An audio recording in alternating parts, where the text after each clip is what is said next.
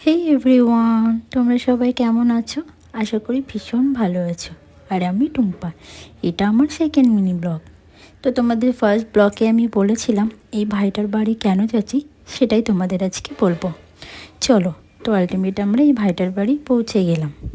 তো ফার্স্ট আমরা পৌঁছে যাওয়ার পরে আন্টি আর বোনের সঙ্গে দেখা করে ভাইয়ের সাথে কথা বললাম। ভাই বলল ওরা সবাই সেকেন্ড ফ্লোরে কাজ করছে।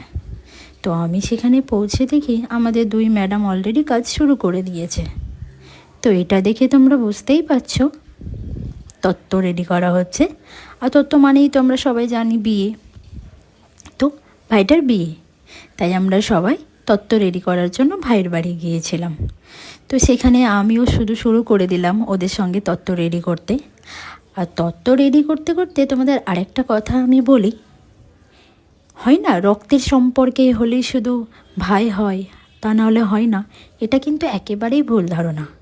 এই ভাই আমাদের সঙ্গে কিন্তু ভীষণ ভালো একটা সম্পর্ক।